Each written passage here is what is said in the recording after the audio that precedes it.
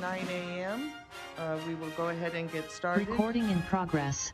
A copy of the Open Meetings Act is located in the back on the wall, and there is also an automatic external defibrillator on the back wall. Please stand for the Pledge of Allegiance. I pledge allegiance to the flag of the United States of America and to the republic for which it stands, one nation under God, indivisible, with liberty and justice for all.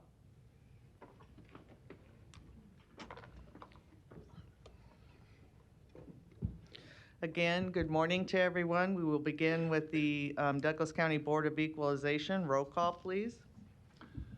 Commissioner Marine Boyle. Here. Commissioner Mike Boyle. He's still having trouble connecting audio-wise, but he's there. Okay. We'll count him as present. Commissioner Kavanaugh is absent at the moment. Commissioner Friend. Here. Commissioner Morgan. Here. Commissioner Rogers. Here. Madam Chair. Present. Item A, approval of the minutes of the Board of Equalization meeting held Tuesday, June 15, 2021. And item B, call for a meeting and set Tuesday, June 29, 2021 as the date for hearing on certified assessment corrections reflecting the addition of omitted property, the tax rolls, or increased value on property. Is there a motion to approve A and B? So moved. Second. Motion by Commissioner Morgan, seconded by Commissioner Rogers. Any questions or comments? Please vote. And for those at home, we are doing a voice vote this morning. So Commissioner Marine Boyle. Yes. Commissioner Mike Boyle. I think he must be having connectivity issues still. Commissioner Kavanaugh is absent. Commissioner Friend. Here. Or yes or no? Oh, sorry. I wasn't paying attention. Just the minutes and the yes. setting a date. Okay. Commissioner Morgan. Yes. Commissioner Rogers. Yes. Madam Chair. Yes. Motion passes 5-0. Item C, citizen comments. Is there anyone in the chamber wishing to speak to the Board of Equalization about an item not on the agenda? Seeing none, we have two resolutions. Is there a motion to approve D and E and adjourn? So moved. Second. Motion by Commissioner Rogers, seconded by Commissioner Morgan. Any questions or comments? Please vote. Commissioner Marine Boyle. Yes. Commissioner Mike Boyle. No, still haven't. Okay. Commissioner Kavanaugh. Yes. Commissioner Friend. Yes. Commissioner Morgan. Yes. Commissioner Rogers. Yes. Madam Chair. Yes. Motion passes 6-0. We will move to the agenda for the Douglas County Board of Commissioners. Roll call, please. Commissioner Marine Boyle. Here. Commissioner Mike Boyle. Nope, still having trouble. All righty. Commissioner Kavanaugh. No. Commissioner Friend. Here. Commissioner Morgan. Here. Commissioner Rogers. Here. Madam Chair. Present. Item A, approval of the minutes of the Board of Commissioners meeting held Tuesday, June 15, 2021. Please note the minutes for the pre-board meeting of Monday, June 14, 2021 are available on the internet. And item B, approval of the claims submitted for payment processed through Tuesday, June 22, 2021. Is there a motion to approve A and B? Second. Motion by Commissioner Morgan, seconded by Commissioner Rogers. Any questions or comments? Please vote. Commissioner Marine Boyle. Yes. Commissioner Mike Boyle. Okay. Commissioner Kavanaugh. Yes. Commissioner Friend. Yes. Commissioner Morgan. Yes. Commissioner Rogers. Yes. Madam Chair. Yes. Motion passes 6-0. We are going to change the order here. We do have a special guest with us this morning, our Chief Executive Officer from our National Association of Counties, Mr. Matt Chase. He's going to give us a presentation on the American Rescue Plan Act dollars. And we'll have him present, and then we'll take a few minutes for any questions or comments after his presentation. And so with that, I'll turn it over to Matt. Good morning and welcome to the Douglas County Board of Commissioners meeting. Good morning, Madam Chair. It is great to see everyone. I want to start by just thanking you personally for your great leadership over the last couple of years with the National Association of Counties, including your time as president. We were in Douglas County in December 2019 before the pandemic, and that was one of my last trips before the pandemic, and just wanted to thank you and your fellow commissioners in the overall county just for your support. I see next to you is Commissioner Rogers, also past president, and we started at NACO together. So just, it's great to see everybody. So I'm going to share my screen I'm going to move pretty quickly so that we can hopefully have time for questions and answers. But today I've been asked to focus specifically on the Treasury program for state and local government within the American Rescue Plan. And there are many, many other pieces to the American Rescue Plan, which is now the law of the land. And there's many different opportunities for the county, both as a government, but also your community, to tap into different funding resources. And again, the reason for this whole program, particularly the $65 billion in direct federal aid for counties, is to deal with the COVID-19 pandemic, both the public health crisis that has taken over 600,000 lives, but also the economic devastation that has played out. What we are seeing from a county lens, of course, is also the behavioral health issues that have been heightened during the pandemic and as we come out of the pandemic. So the intent of this program, as Congress designed it, and we worked with them, was to create broad flexibility. It wasn't unlimited flexibility because it really was money tied to the COVID-19 pandemic. But Congress did intend for broad use of funds. There are a couple of key limitations that we really need to be aware of, and I'll get into them throughout my presentation. But again, the nexus of this money, the important question that you need to keep asking yourself is the activity that we want to invest in tied to the COVID-19 pandemic, both from a public health perspective, a broader behavioral health perspective, and the negative economic consequences of the pandemic. So there's a great amount of focus on public health, on economic recovery, including those people and populations within the community most severely harmed. And there is a focus on trying to build back better, particularly with broadband, water, and sewer, and that includes stormwater. And then also allowing state and local governments to make sure that we keep our workforce. One of the great lessons from the 2008 recession was that state and local governments were a real drag on the economic recovery after the 2008 recession, and Congress wanted to make sure that that didn't happen again. You will also see highlighted here the importance of calculating your lost revenue, particularly for counties that are really reliant on property tax, and that really lags the economy by years and months. There is an opportunity here to calculate your potential lost revenue of potential growth that you could have had during the pandemic. I also want to highlight that we've been working with Treasury throughout the guidance. They've been doing a great job of answering our questions. We have literally submitted over 920 specific questions at this point, and they're working through it. So yes, there's still a lot of unanswered questions, but we're getting answers by the day. Some of the most common questions we're getting is around payroll support. There is a very different nuance with how you can treat your payroll from the Coronavirus Relief Fund, the previous bill under the CARES Act, round one, if you will, versus the American Rescue Plan. There's a lot of questions around what you can do for capital infrastructure improvements, especially those projects beyond water, sewer, and broadband, mainly like courthouse upgrades, jail upgrades, maybe behavioral health facilities. And so there's a lot of questions that we're still working through. There's a lot of questions around, can you just provide direct property tax relief is another example. And then can you use this money as non-federal match for other federal programs? And the answer is generally no. One of the interesting nuances that we were able to get Treasury to agree to is when you deposit this money into your bank accounts, you can put it into interest-bearing accounts, and the interest you earn on that money can be used as general funds. So for activities not traditionally covered by the interim final rule. So you have much greater flexibility when you invest this money in safe but low interest-bearing accounts. You can generate some extra funds that you can use at your local discretion. That is very different than most federal programs. There's some nuances with pensions that I can get into. You can't use this money just to bank it into your rainy day fund. You can't use it for debt service payments. So you got to be careful on a couple of those limitations. And you can use the money to hire auditors and consultants to help you make sure you're complying with the rules. So these are just some general questions that we're hearing. I'm going to dig into more of the details. For this program in particular, Treasury has issued an interim final rule, meaning they can still make changes. The comments are due by July 16th, I believe, is the deadline. And you can still make comments about improvements that you want to see in this particular rule.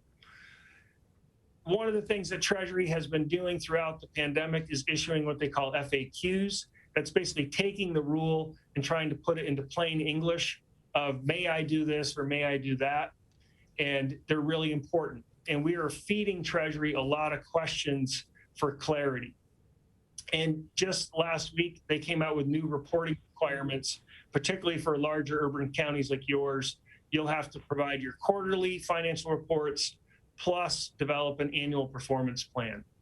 What we've done for our members is created a website where you can go, you can see our resources. We want you to share your stories of how the county is going to invest this money. And we do stress the term invest, not spend. And also, if you have questions that you want Treasury to answer, you can submit them directly to the Treasury Department, or you can send them to us through our website.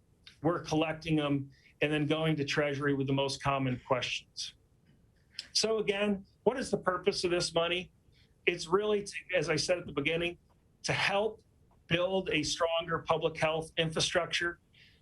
Prior to COVID, as a country, we had cut about 25% of our public health workforce. We had really starved the general public health infrastructure. And as a country, we have been going from crisis to crisis, whether it was Zika or Ebola or the opiate epidemic or the AIDS epidemic. And we have really been siloing public health funding, and we have really starved the broader public health infrastructure. So how do we rebuild it, and how do we make sure this doesn't happen again?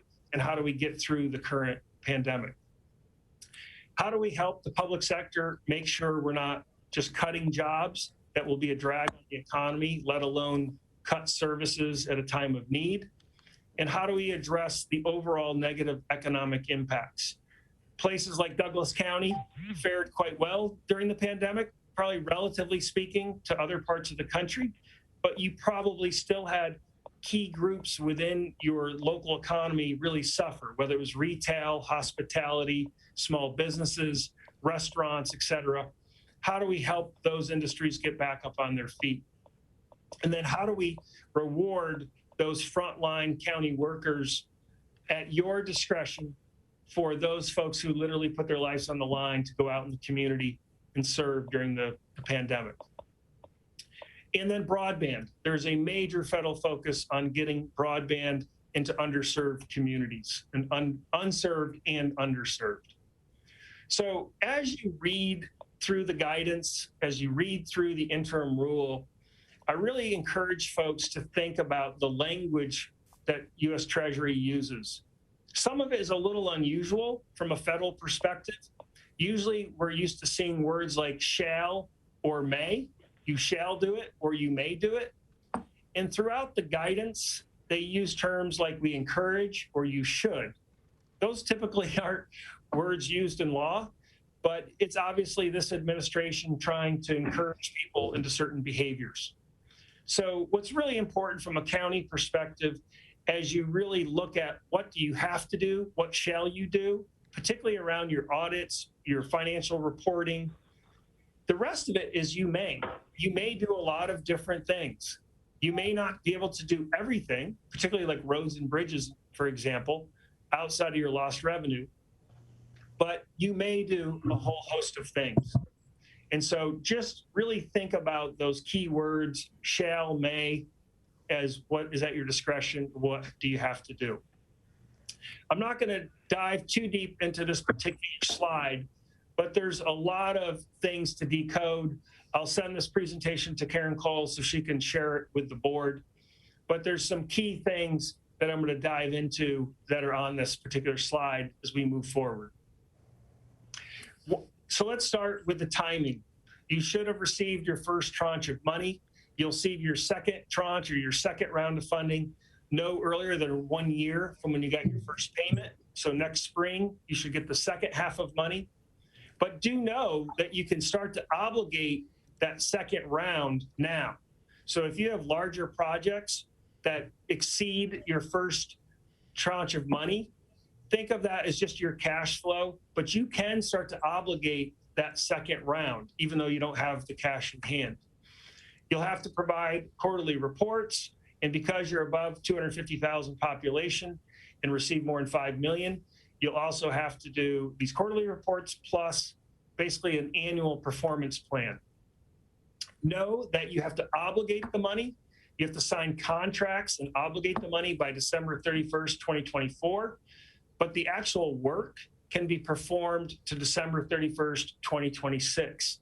This was really put in place mostly for capital infrastructure improvements, but it does apply to other uses of the funds. So with the reporting, I'm not going to dig too deep into it, but you were a CRF recipient under the CARES Act, so you're pretty familiar with the reporting. They are trying to make it more user-friendly, and so we can work with your professional staff on that as we move forward. Recently, on January 8th, Treasury issued some updates that were important. One, to clarify that yes, you can hire consultants to help you manage and administer the money. Yes, you can establish public jobs programs, either provide direct subsidies to workers or to help them figure out how to get back in the workforce, including working with businesses who want to provide retention bonuses or sign-up bonuses to get people back into the workforce.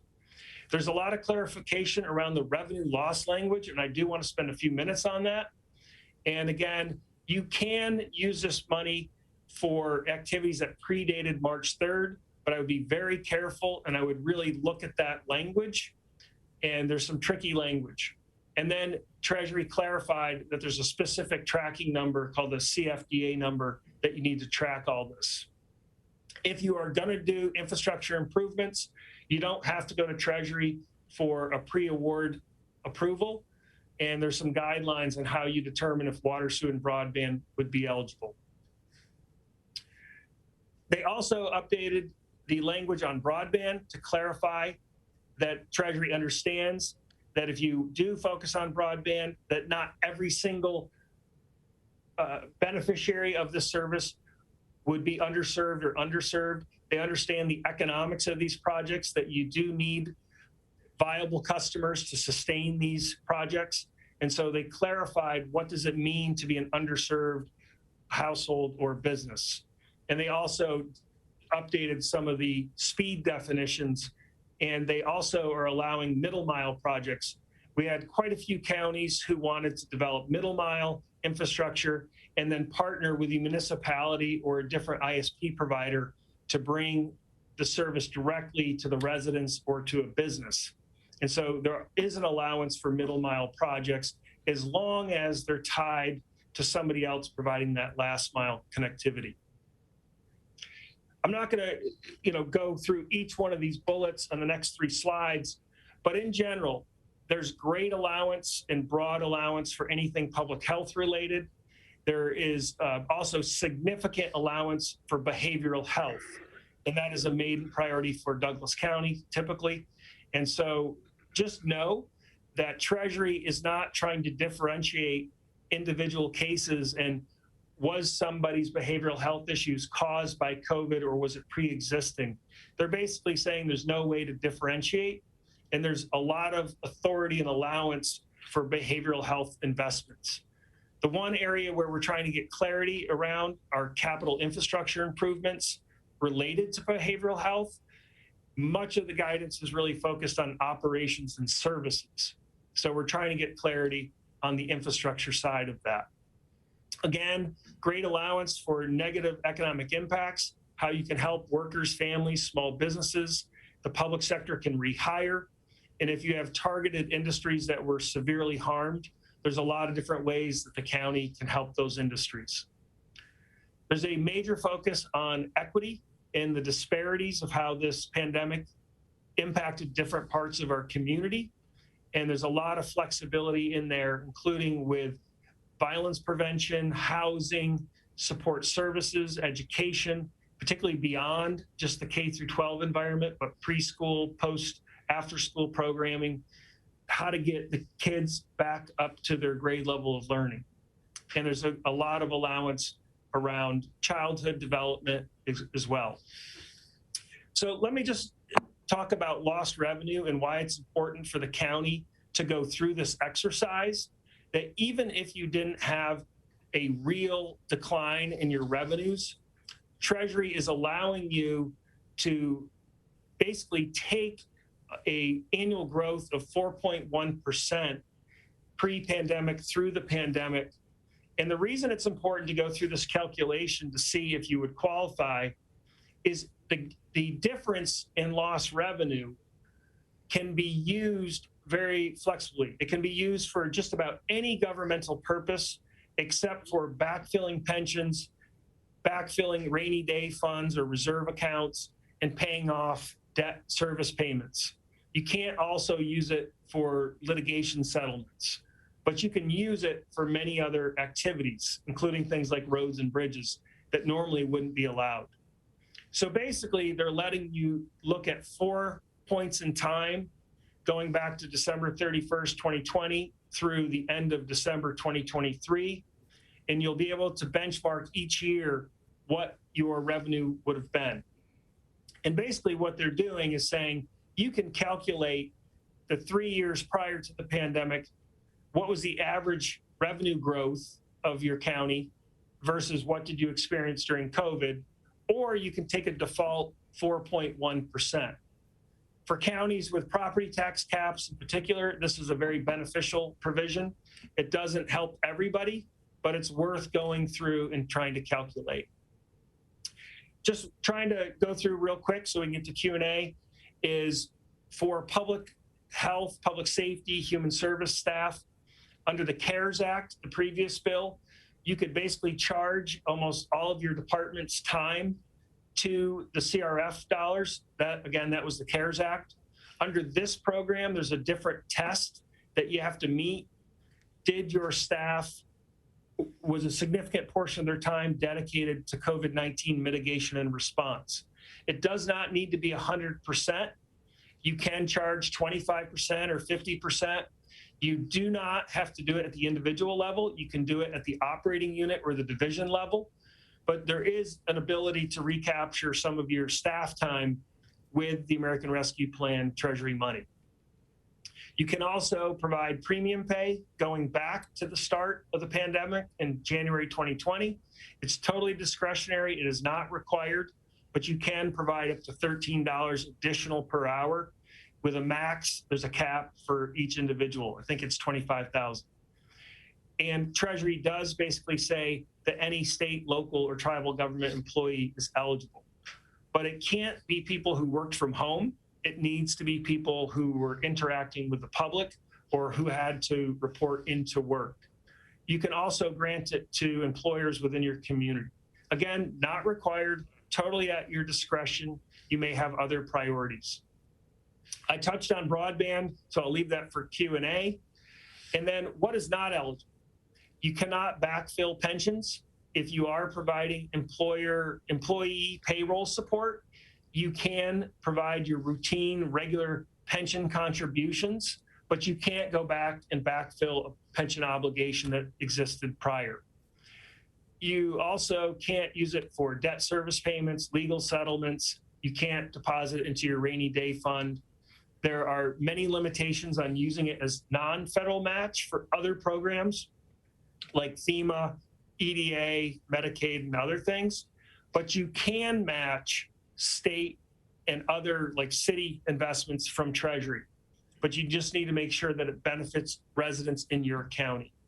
And remember, for FEMA, there's a current presidential declaration that actually waives the local cost share through the pandemic, going back to January of 2020 through September 30th of this year.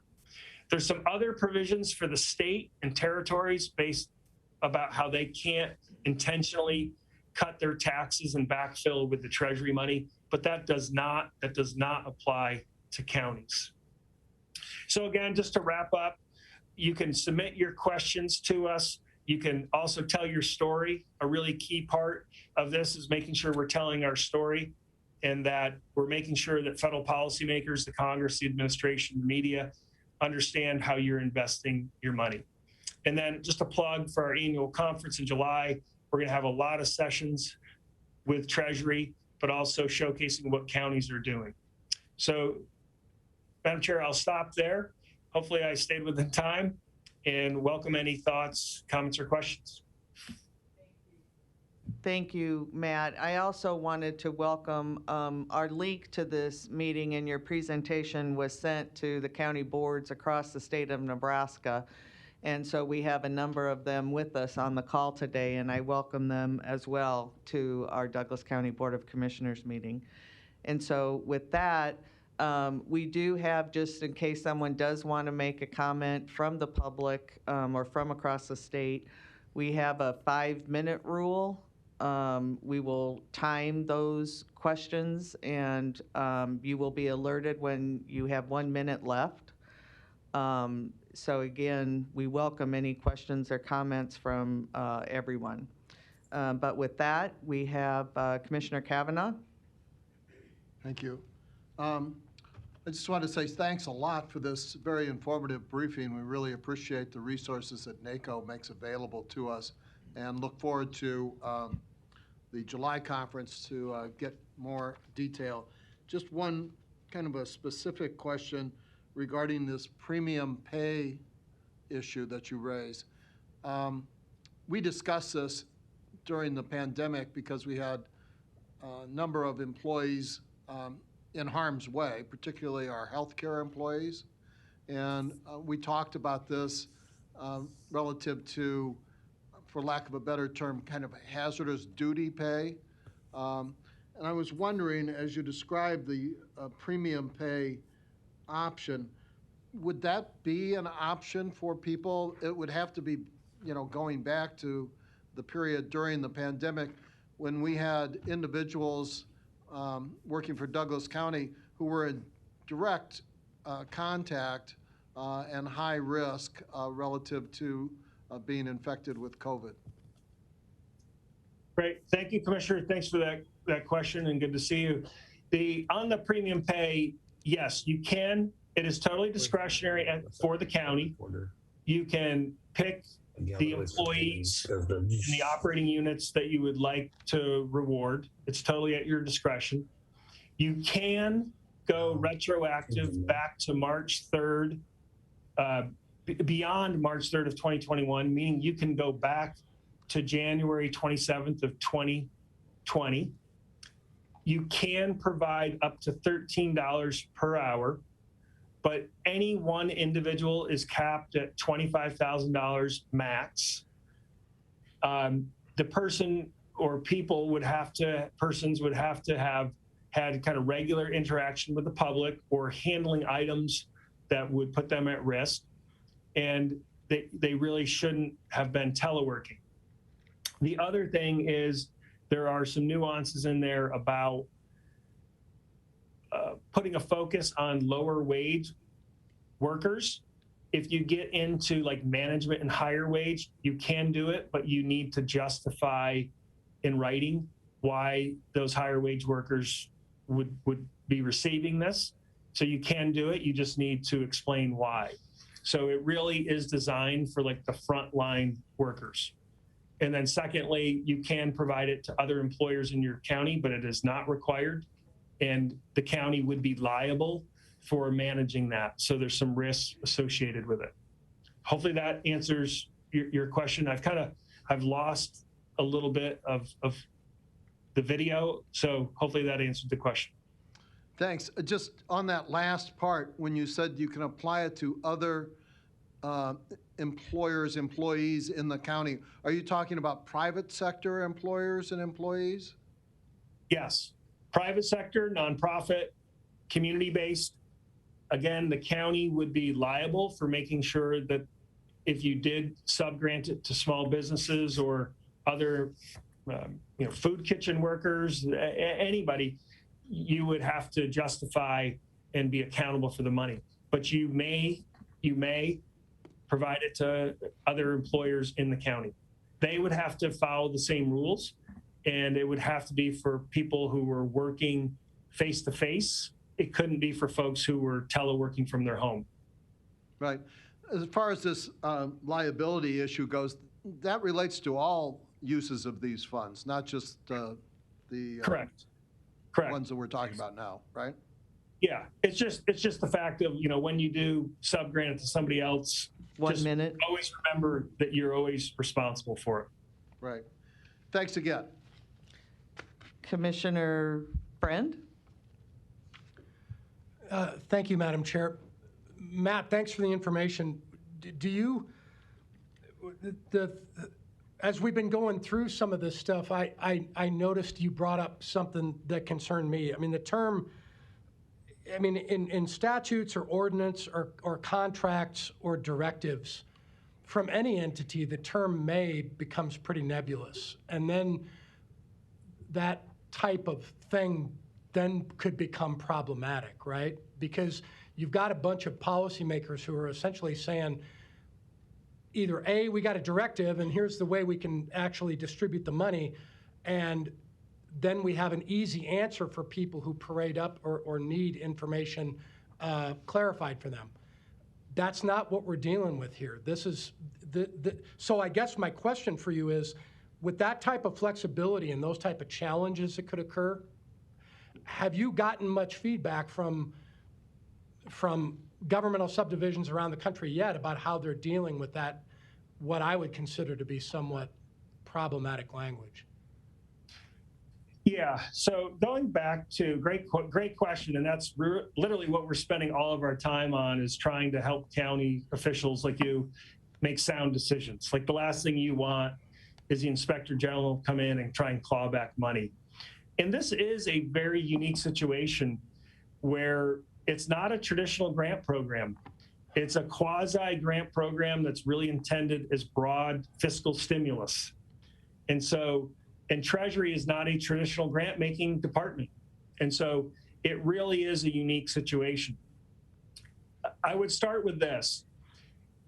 Treasury did outline what is clearly eligible. And if I were a county decision maker, I would try and make sure we targeted our investments to those things that were clearly eligible. Anything that's in a gray area, I would use my local funds, and I would try and use the Treasury money to free up as many local dollars that you have discretion on, and put those into the things that are a little, I would call, like, riskier. So, I would really look at what is clear cut. Again, anything with public health, pretty much. A lot of discretion around behavioral health, and a lot of discretion around helping those who have had negative economic impacts.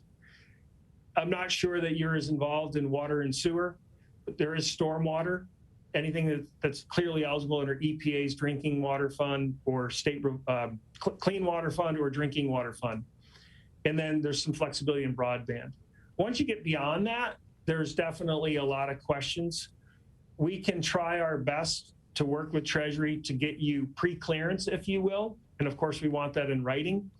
They've been very reluctant to go down to the project level, but they have been helpful, providing a lot of additional guidance. So, Commissioner Friend, we agree with you. It's a challenge, and we're working our way through it. Well, the only other thing that I would add then, Matt, is it would occur to me that in order to, and I've made this statement before, but I don't know where I've made it. I make a lot of statements. I can relate. What I'm getting at is infrastructure in a 2-year span, when you're dealing with millions and millions of dollars. It would occur to me that infrastructure is a potential injection that could be less problematic than to future budgets than some of that nebulous stuff we were talking about earlier. So if you have problems, 1 minute. if you have problems that were caused either directly or indirectly by the pandemic, and you can identify infrastructure projects that'll deal with that, 3 years from that point, you're not going to have to deal with budget increases, and you're going to have to go find grants for those and stuff like that. So that was my thought process, but I could be way off the beam. Oh, that's good. Well, I mean, you know, I'm not in the business of telling you guys how to run your county, but clearly it is one-time money, right? So it is clearly one-time money that will not be reoccurring. I see probably far less than a 1% chance that this will ever happen again. So I would really think of it as one-time money. There is a conversation with Congress right now about a future infrastructure package. It's incredibly complicated. Getting to the number of votes needed to get it through the House and Senate is really, Time. boy, it's like a Rubik's Cube. But there is talk of allowing broader infrastructure use in the future, but that is not the law of the land today. Okay, thanks, Matt. Any other questions or Commissioner Maureen Boyle? And I am used to the chair gaveling me with time, so I'm not offended. I'm used to it. No, I just have a couple things. These are probably part of what would be considered frequently asked questions. You're going to have just buckets of them, I'm sure, coming from everybody. But one is, there are some, of course, conditions that existed well before COVID, and they were only exacerbated by that. For example, something like lead in houses and things like that. Is there a way, like how far down the rabbit hole can we go to say this can be exacerbated by COVID, and will it be therefore, can we address funds or put funds towards that? The second question is kind of related, but in this new post-pandemic world, is social distancing still going to be an issue? So do we need to worry about things like just public buildings in general? Like if you're at the DMV and you're standing right next to somebody, is that a potential place where we could use it? So I think those are the types of things we may want some type of guidance on. And I don't know if you can allude to any of that at this point. Yes, absolutely. Great question. So I'll put it into two thoughts. One is on the pre-existing conditions like lead in homes in particular, particularly for homes with children. The guidance is very clear that the county can invest in remediation activities to get lead out of the home, knowing that people were spending more time in these households and were more exposed to things like lead. So that one in particular is called out in the interim rule as clearly being eligible. One of the questions that we have for Treasury is, would that also apply to homes with elderly who are also homebound? They are very specific about homes with children and saying including children. So we're getting clarification that it doesn't have to be limited only to those households with kids, particularly K through 12. But that is clearly eligible. Again, behavioral health, broad-based, there's a lot of flexibility where you do not have to determine, was this individual having issues, whether it's substance abuse or mental health or domestic violence before COVID, or did COVID exacerbate it? You don't have to make that determination. So they're basically saying, we recognize there's going to be a lot of behavioral health issues. And then your other question, can you just remind me, you made a great point. Facilities. Mm-hmm. So there is clear allowance in the interim rule for particularly air filtration systems if you need to upgrade like courthouses or jails or other facilities that are essential during things like a pandemic where we need better HVAC systems or air filtration systems. That's a clearly an eligible use. When you get into things like social distancing, particularly in like jails or those types of settings, or maybe like jury trials is one that we're talking to Treasury about, how jury trials basically just stopped during the pandemic and caused a backload in the criminal justice system. Would those be allowed? In general, yes, that anything you can do to mitigate the spread of COVID-19 is allowable. If you're talking new construction, where you want a brand new jail or a brand new behavioral health center, those are more questionable, and we're trying to get more guidance from Treasury right now. I see. My example was like the DMV where customers are standing in line close. I mean, those types of buildings could be renovated. It sounds like maybe that's the gray area, but not, of course, not rebuilding anything. Is that what you're talking about? Yeah, I think existing facilities, if you need to make, you need to make upgrades to existing facilities, and you can clearly show that it's part of a COVID-19 mitigation strategy. And remember, we still have these variants. Yep. That's 1 eligible. minute. If you're talking about building a new facility, we are definitely much more cautious about that. All right. Very good. Okay, thank you.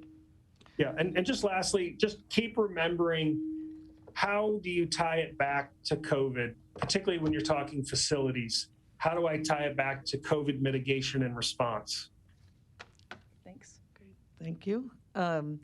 With that, Karen, there's some folks that put some comments or questions in the chat. Can we just run through those real quick? So the presentation, again, it will be sent to Karen Cole from our office, and we can send that to you as well. We can actually send it, might be easier if we just send it to our state NACO office and they can send it out to everyone. Yep. And then the recording, yes, this is recorded. And so one of the questions I had even prior to this was, could we cut this section of the recording and send it? And we'll have to take a look at that one. But it is on our webpage after we are done for the day. And so you're more than welcome to access it through that. Any other questions or comments from anyone? We have one from the public. And lastly, Madam Chair, real quick, NACO has a number of resources, including a checklist document. If I can find it today, I'll post it in the chat. But it goes through section by section, and many of the questions that were asked today, we actually have some documentation that I think will help you. So if I can find it on our website, I will post it in the chat. And Larry, I'm sorry, right before you go, Joe Lorenz, our Chief Financial Officer, has had his hand up and I forgot. So Joe, go ahead.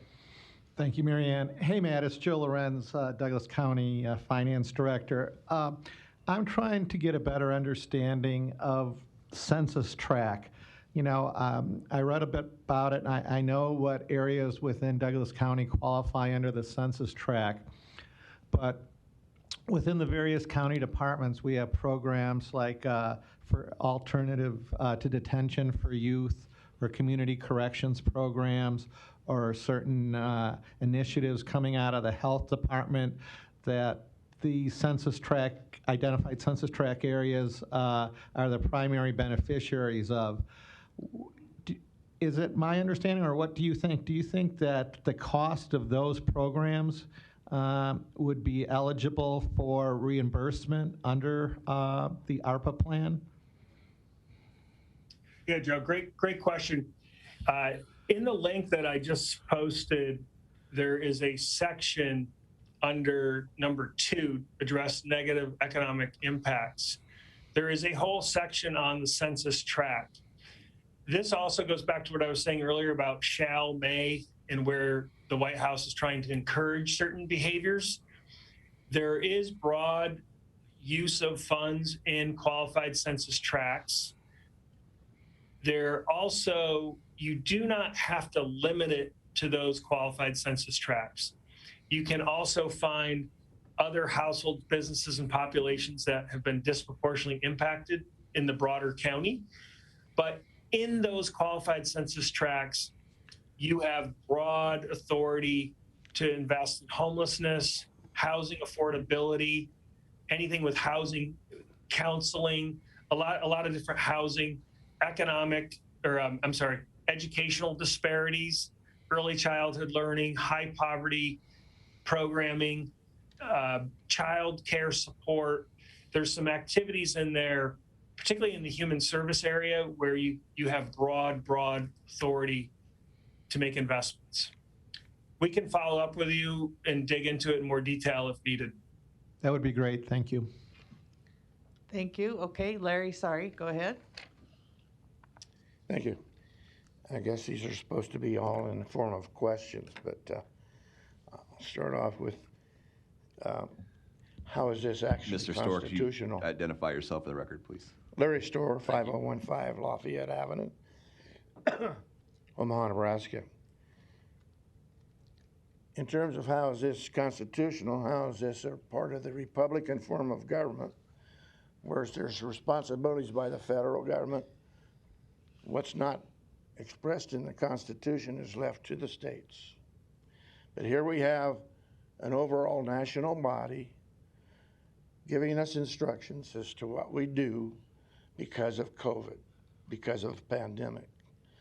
Many of the items on here, are they actually because of the pandemic or because you want to expand your budgets? What do you do when the grants run out? Who are you going to ask for more money to keep these things going? Why is physical plant and things like that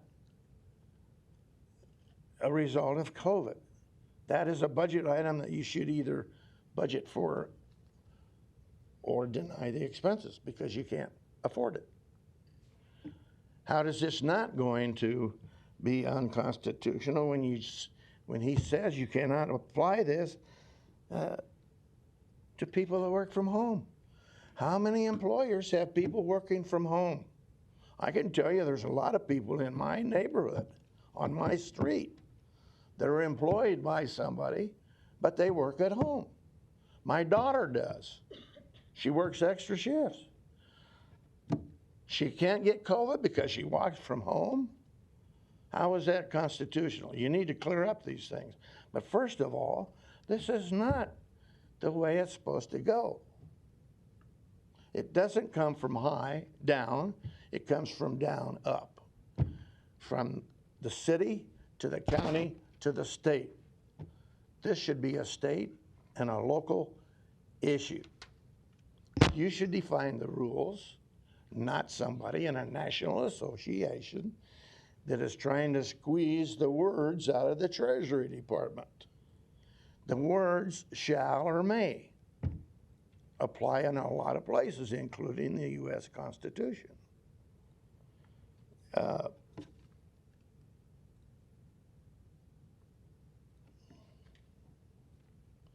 is this not a magician's hat trick or a sleight of hand to distract our attention, or your attention maybe, while things are slipped under the rug and brought in through the back door? A lot of those items listed have nothing to do with because of COVID, have nothing to do with anything other than budgets and people trying to, oh, I'm going to grab some federal money so we can put a new physical plan in. That is not related to COVID. That's related to the existing physical plan, the existing budget, and not because of COVID. So slow down and say no to some of these people. Don't take your orders and your ideas from the best practices from on high, things such as the National Association of Counties. You're supposed to listen to us, not to them. That's the idea of a Republican form of government, which is promised to us in the Constitution. Thank you. I do want to clarify that these are not the National Association of Counties rules. We have our CEO from the National Association of Counties who is presenting what the Treasury, the United States Treasury guidelines are with this money that has been given to local governments. With that, any other questions or comments? All right. Again, I want to thank Matt Chase for being with us. I know some of us, as we read through this stuff, it's clear as mud, and so it's nice to hear from Matt and the explanations, and then being able to really dig in and talk about these things. And again, the biggest takeaway for me with this, in terms of being able to really strategically plan, is the timing this time. That we have more time to really look at what we want to contribute these dollars to when it comes to our county operations and issues. And so again, I thank Matt Chase. I thank all of the county boards from across the state that are on with us today. And you all have a good rest of your day. And if you have any questions, like Matt said, don't hesitate to call or email the National Association of Counties and look at their website and look at the resources that they have put together from the beginning of the pandemic. They're phenomenal. And so, again, thank you all very much for being with us today. Thank you, Matt. Thank you, Madam Chair. On behalf of NACO, thank you. And I just want to stress, we fought to make sure that this money went directly from the federal government to the local level so that you could make decisions based on your local conditions. That yes, there are federal rules and guidelines. Nothing is free in life, and we need public accountability and transparency. That's something we actually pushed for, is to make sure that this money would be accountable. But we also wanted to allow you as local policymakers to make decisions based on your local community and not have the federal or state government really put you in a box. Yes, there are guidelines, but you do still have a lot of flexibility, and it does need to tie to COVID. But with that, I really want to thank you all for your leadership. We know it's been a grueling 18 months, and want to just thank you all for your public service. Thank you again, Matt, and thank you everyone else across Nebraska for being with us. All right. With that, we will go back to our consent agenda. We have items A through K. Is there a motion to approve the consent agenda? Any questions or motion by Commissioner Morgan, second by Commissioner Rogers? Is there Commissioner Kavanaugh? Um, Oh, sorry.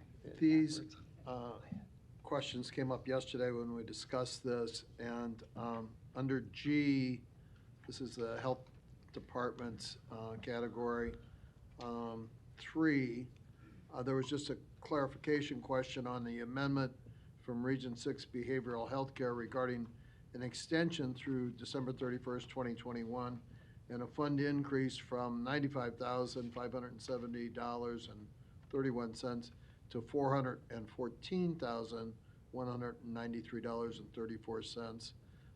And the question was, this is a fourfold increase.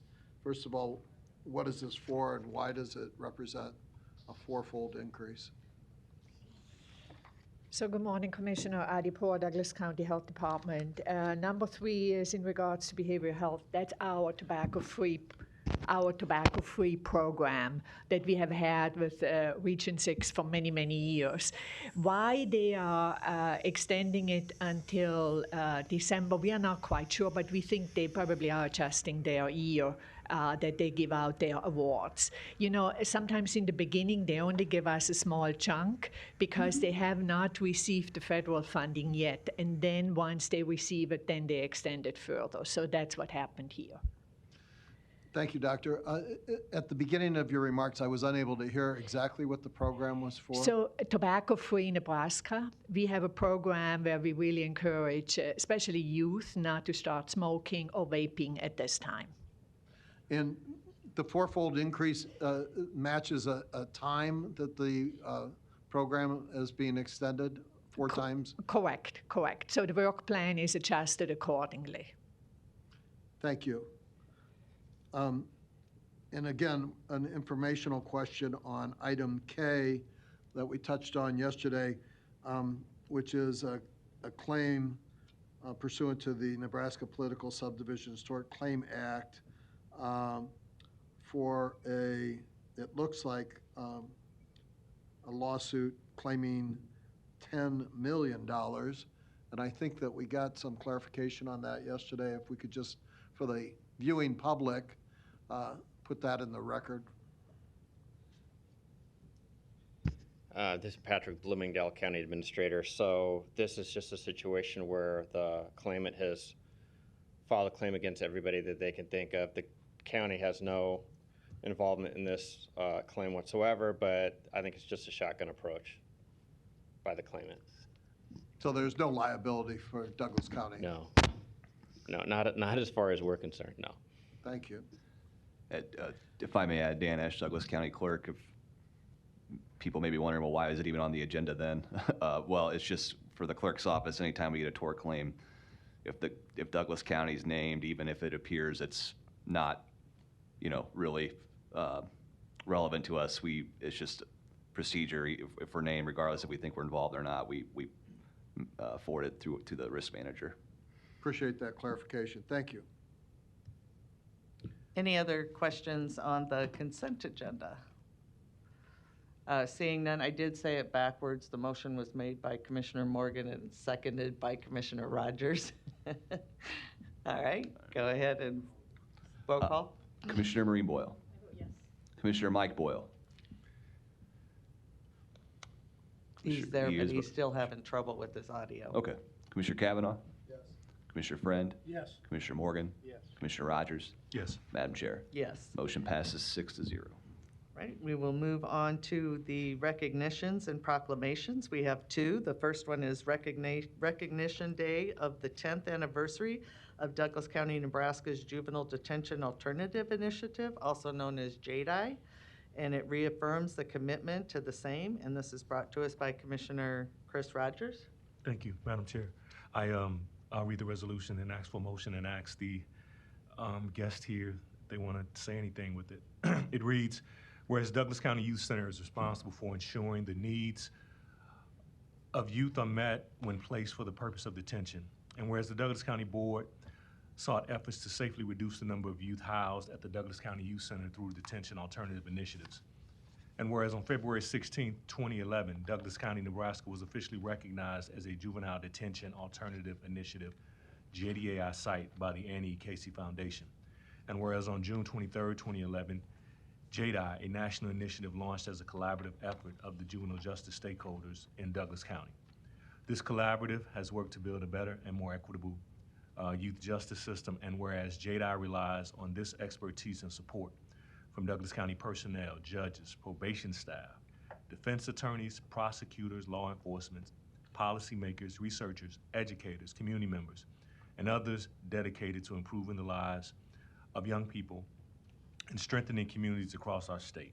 And whereas JDI was designed to support the vision that all youth involved in the juvenile justice system have opportunities to develop into healthy, productive adults. After decades of innovation and replication, JDI is one of the nation's most effective, influential, and widespread juvenile justice system reform initiatives. And whereas JDI increases the likelihood of youth becoming productive citizens while balancing public safety and often leading to cost savings. And whereas through the work of all stakeholders in Douglas County and with the assistance of the JDI Collaborative, the average daily population in DCYC has been reduced by nearly 50%. And whereas recognizing also that by design, reform in JDI sites has expanded beyond juvenile detention to the front end of the system. And whereas Douglas County continues to be a strong supporter of the initiative and affirms its ongoing commitment to effectively reduce the number of youth inappropriately housed at DCYC and to build a system that is just, developmentally appropriate, and one that holds youth accountable while being inclusive. Now therefore be resolved by the Board of County Commissioners in Douglas County, Nebraska, that this board hereby recognizes June 23rd, 2021 as the recognition day of the 10th anniversary of the Douglas County, Nebraska's Juvenile Detention Alternative Initiative and reaffirms its commitment to the same. And I would move to approve. Is there a second? Second. Motion by Commissioner Rogers, seconded by Commissioner Morgan. And Madam Chair, if I can, I will introduce Ms. Michelle Salter. She'll introduce her guest there with her. Just to note, from what's stated in the purpose, when we originally came, Douglas County was agreed upon to be the first JDI site in the state. I think we have 3 now with Sarpy, Oto, and Lancaster coming on. And the goal is to spread it throughout the state with that. So with that, I'll turn it over to Ms. Salter, and she'll introduce others. Thank you, Commissioner Rogers. With me today, I have Darcy Poland. She is the Chief Deputy of District 4J Probation, which is all of Douglas County, and Heather Briggs. Heather is the intake coordinator for probation. We just wanted to say thank you for this resolution and tell you how much we love what we do. We're excited to continue to ensure the safety of this community while building a system that we know is fair and just for all of our children. So we just wanted to thank you for the opportunity.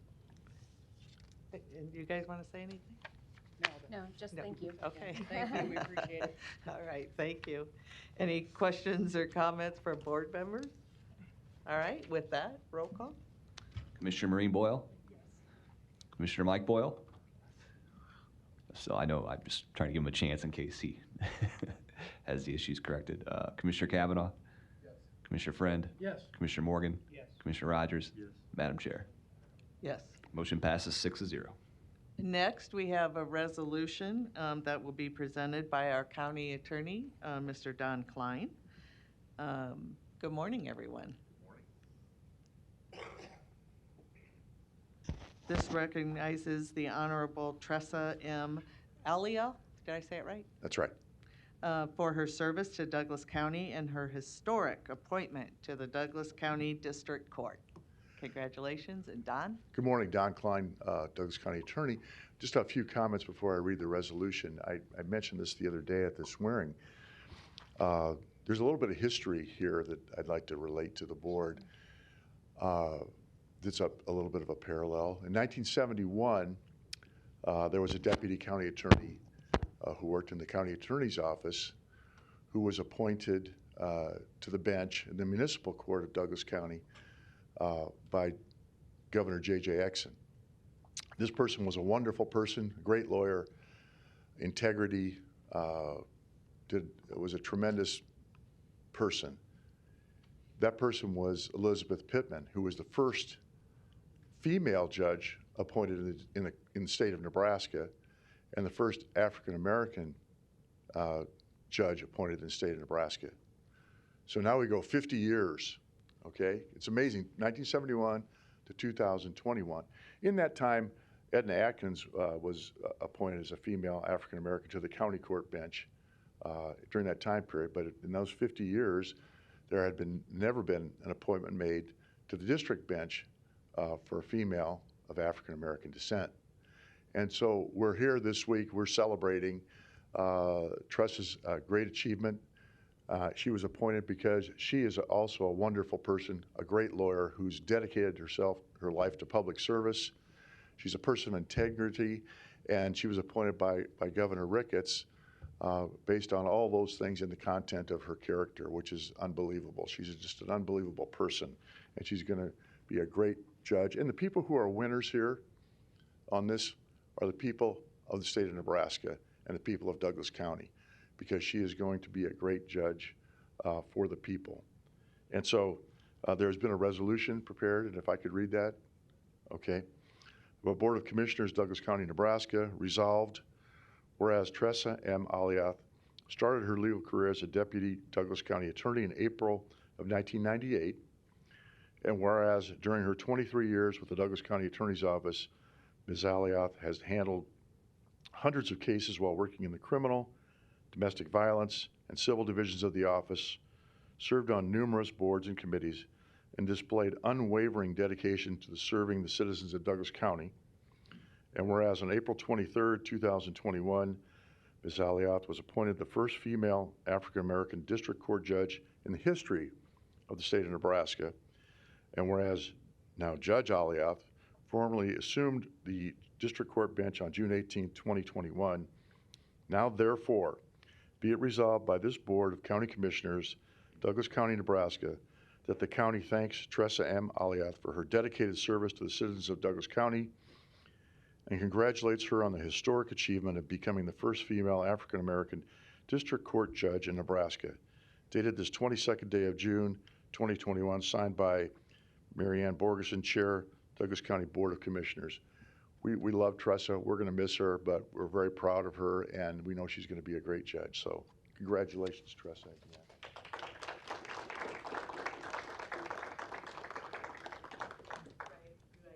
Motion to approve. So move. Second. Motion by Commissioner Rogers, seconded by Commissioner Morgan. And Commissioner Rogers, do you want to make a comment? Well, I snuck in and out of the ceremony on Friday, and I know they was using the term, started from the bottom. Now we're here. I guess I'm one of the few people up here that can say, I literally saw you when you were at the bottom when we were on campus at Creighton. So it's, I just can't, there's a lot of joy but just a lot of also awestruck not to know you walking around with the first black judge, female judge here in the county. So personally, on behalf of all of us that were there and all your friends, I wish you the best. There was no doubt that it was destined, because if anybody was about the business and studiousness, it was you while you were there on campus. So I wish you well in your endeavor. Thank you, Commissioner Rogers. Anyone else? I want to add my congratulations to you. You're awestruck by what we're watching and seeing in front of us, and just congratulations. I know you'll do a fantastic job. I've heard a lot about your integrity and the way you go about doing your business, and it's you have a very high bar, so we appreciate that. And again, congratulations on the appointment. I do want to add one other thing. Commissioner Mike Boyle is having trouble with his audio, and so he wanted to make sure you knew that he would definitely vote yes for this resolution. So go ahead and comments. Just thank you all for this. It's been just a whirlwind of being in the office. I started when I was in law school and was in the county attorney's office, knew that the public service was where I wanted to be over corporate America, and it has been just humbling to just serve the citizens of Douglas County. So thank you for this recognition. I truly appreciate it. Well, again, thank you for putting yourself out there for it. All right, with that, roll call. Commissioner Marine Boyle. Absolutely, yes. Commissioner Kavanaugh. Yes. Commissioner Friend. Yes. Commissioner Morgan. Yes. Commissioner Rogers. Madam Chair. Yes. Motion passes 6-0. Okay. Thank you all. Thank you.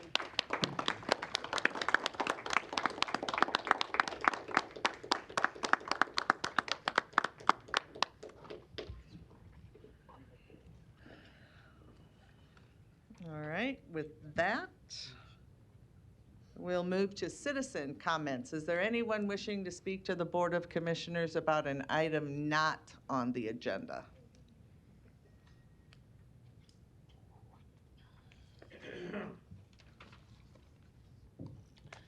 Larry Store, 5015 Lafayette Avenue, Omaha, 68132.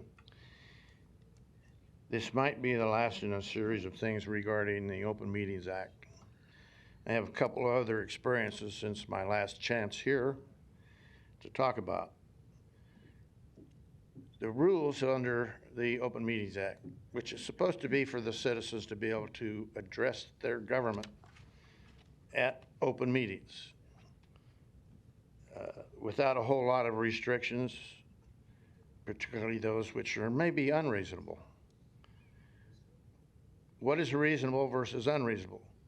Every one of the local bodies, including from the state down to the Learning Community Council, has different rules. They vary. They seem to be their own rules, and sometimes they change on the spur of the moment. One of the first rules that can be played with is the sound systems. I have no problem in the morning here in this body hearing people. For some reason in the afternoon you cannot hear people. You're not wearing masks. We can understand you. Last night at the Omaha Public School Board meeting, everybody had to have the mask. You couldn't understand them. The sound system is poor. They left the doors to the operating machinery room open so you couldn't hear them. And there were very few citizens that were not speaking other than myself. Maybe that's one of the reasons. Last week at the Learning Community Council, once again, sound system, very poor. They had 3 or 4 microphones sitting on there, and the citizens had trouble deciding which one was operating. So they used their time up trying to hear somebody tell them which microphone to pick up. And you still couldn't hear them.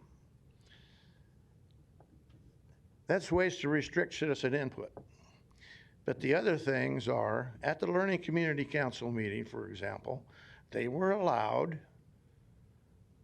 to let people make any kind of noise or statements while people like me were talking that they wanted to, without being called out of order and without calling on a sheriff's deputy at taxpayer expense to escort them out. Now, the topic was basically the taxpayer dollars being spent for early childhood education.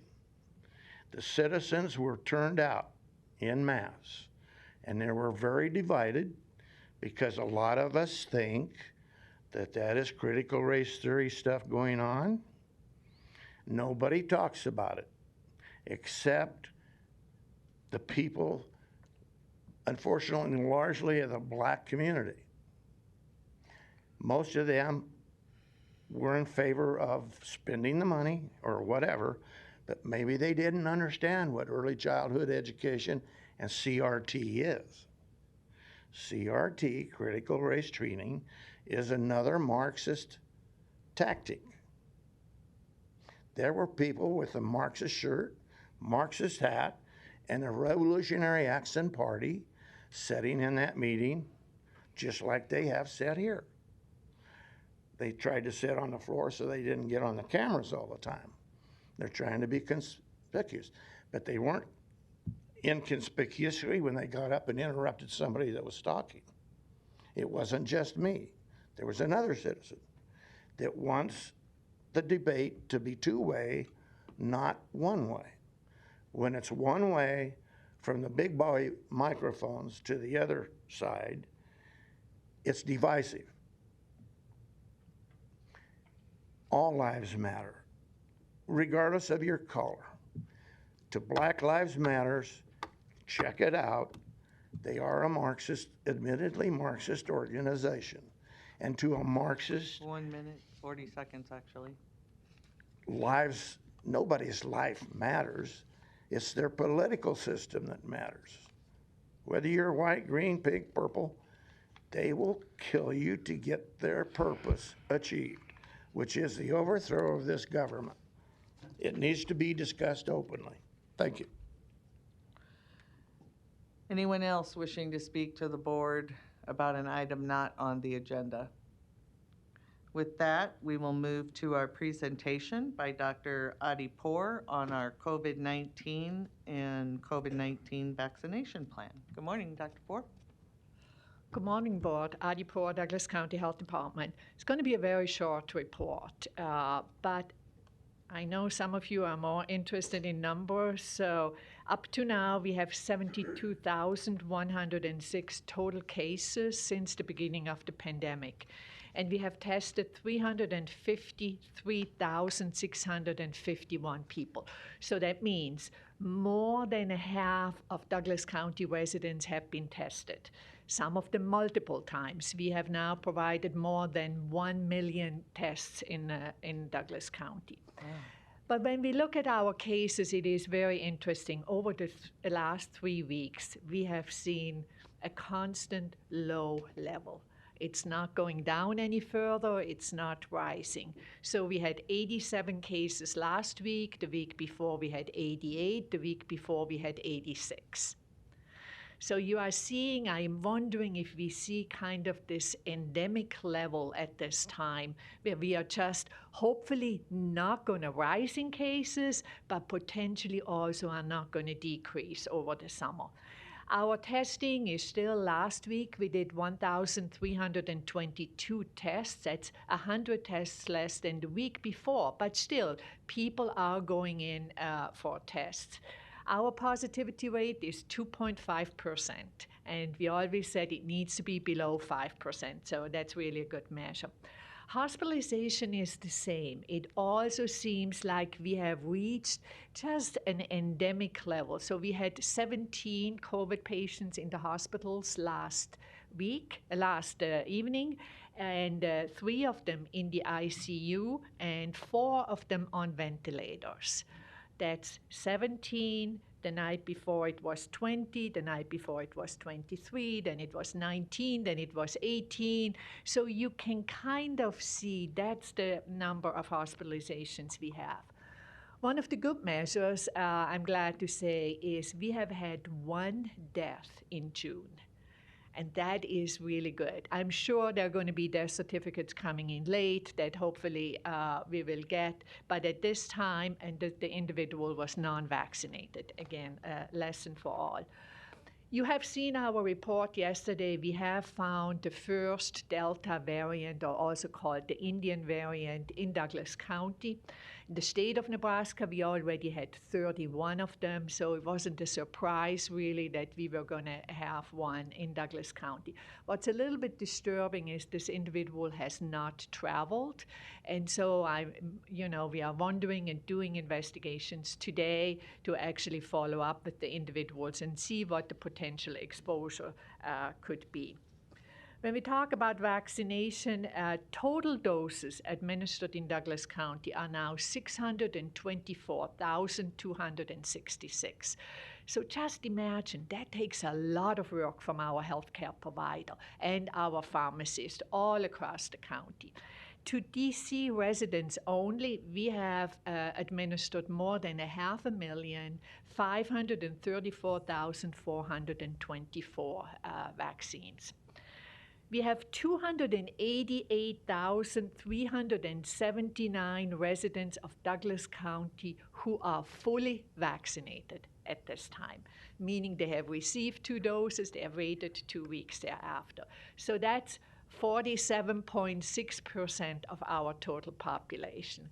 My hope is we are going to be at 50% when I retire. So I said to my staff, we counted yesterday, how many more doses does that mean? And are we going to achieve that? So it means potentially more than 1,255 doses a day. It's a lot, but I told them we are going to go for it.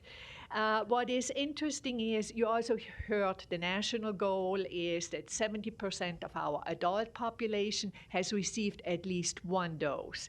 And we are at 65.7%. Also, again, not sure that we are going to be there by the 4th of July.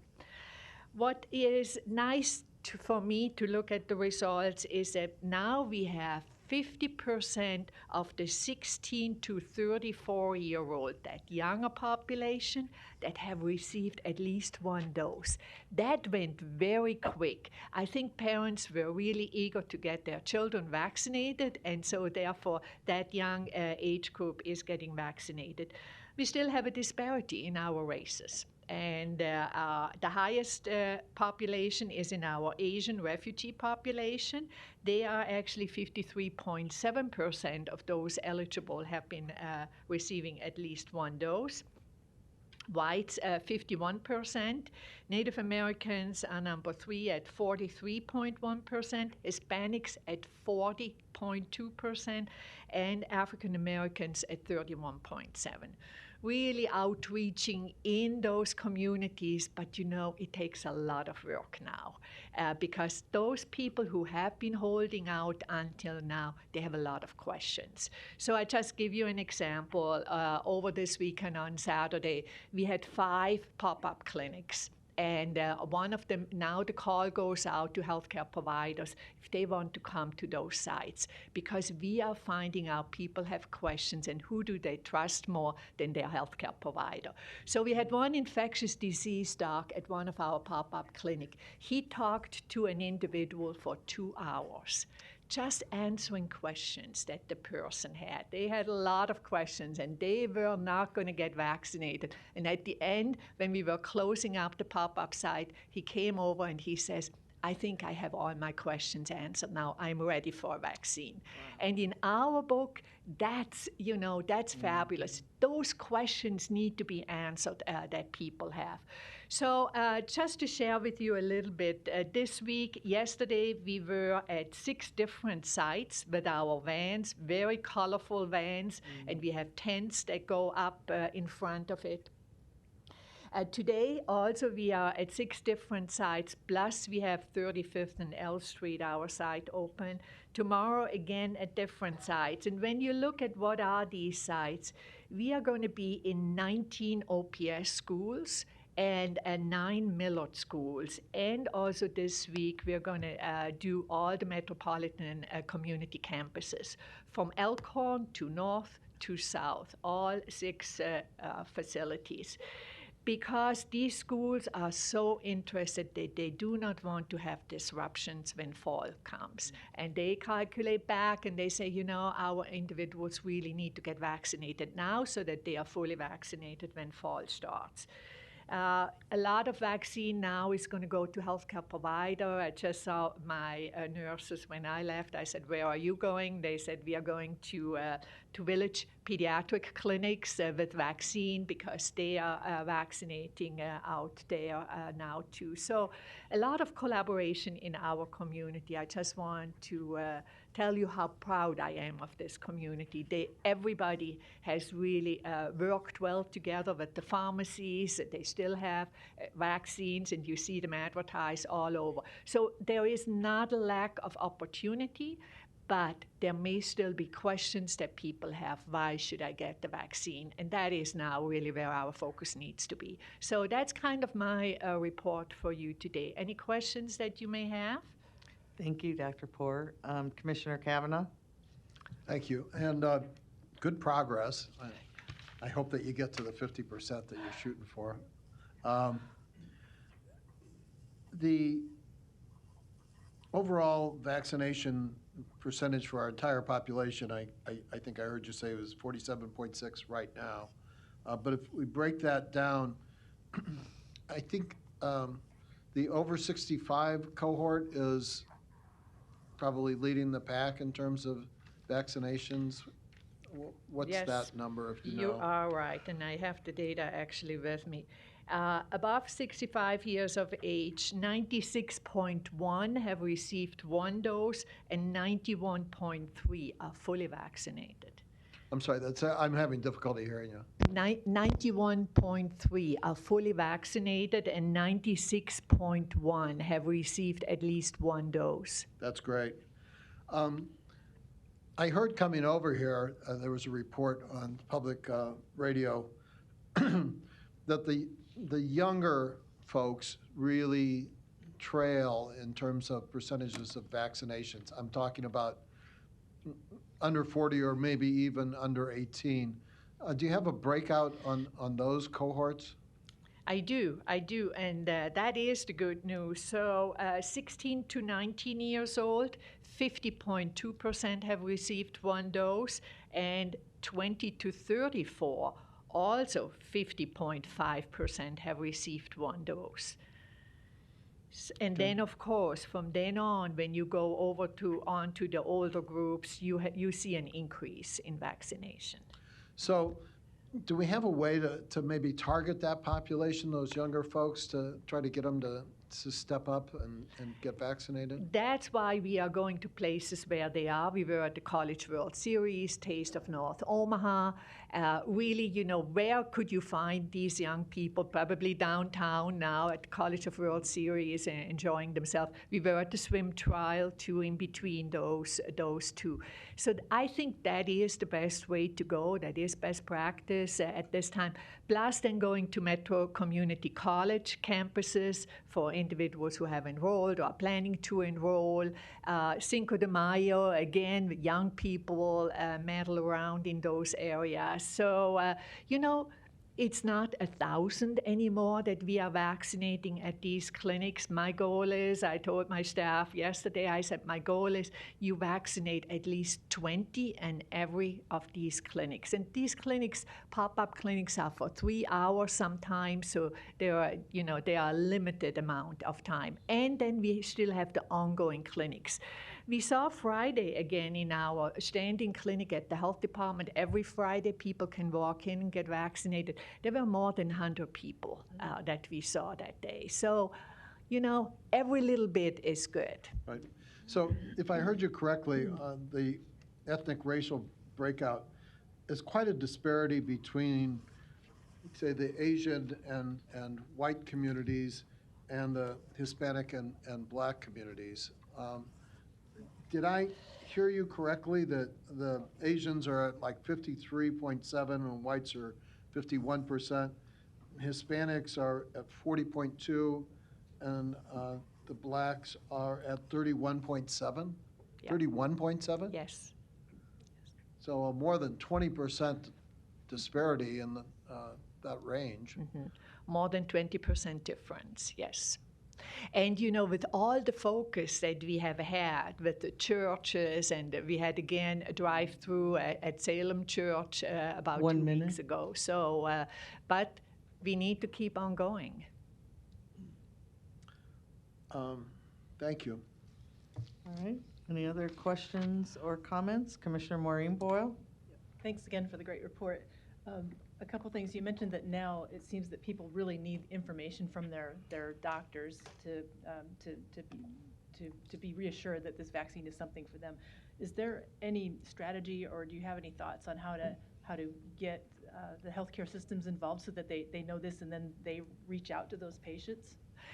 So we actually have a call out to all of the healthcare systems now at this time to ask for volunteers, but also ask them if they are interested to vaccinate in their own clinics. So both of them need to work. And some of them actually want us to do a pop-up clinic in front of their clinic. Yeah. But again, it is to call out to their patients so that they can inform them, you know, come here. And if you have questions, we can answer them. So. See, and then each health system would probably be the ones to figure out how to best reach those targeted populations. Absolutely. And you know, and some health systems are a little bit further ahead than others, I would say. Yeah, okay, good. And then do you know any information on the demographics of those folks that are hospitalized at this time? You know, I did ask again specifically, and they are saying it's all over. It's all age ranges. A little bit different from what we are hearing on the national news, because on the national news you are hearing that mostly young people are hospitalized, and so I asked a specific question because I'm interested in this, and they say no, we are seeing across the ages. I see. So that kind of leans to it being more of an endemic, like you're talking about, as opposed to the pandemic. So that's a good thing. The other thing, too, is you mentioned that going to Metro and some of the other high schools and all that, thoughts about going to UNO, Creighton, the private high schools. Are there plans for that, too? Correct. So the private high schools, they are all included. We meet with the superintendents on a weekly basis, and they are saying they are just referring their students to some of the Millard and OPS schools. Okay. Good. And so it's interesting, actually. Millard has a little test, a little competition going on. Which school is going to have the highest amount of students vaccinated? That's good. That's great. And then the last thing, I'm going to ask you to put your wizard hat on and predict, with the variants kind of just starting to come through, and with the College World Series, the Olympic trials, downtown is just hopping right now. Can you predict 2 weeks from now, when people start to feel symptoms, do you think we're going to see a mini surge? Any thoughts on that? You know, I'm holding my breath for it, like you. I hope we are not going to see a surge, but I would expect we may see a slight surge. Okay, all right. That's all. I hope I'm not right. I hope you're wrong, too. All right, thank you. All right, Commissioner Kavanaugh? Just following up on what we discussed earlier about this huge disparity between, say, the white population and the black population, a 20% disparity in vaccination rates. Why is that? If I would know the answer, I would probably address it.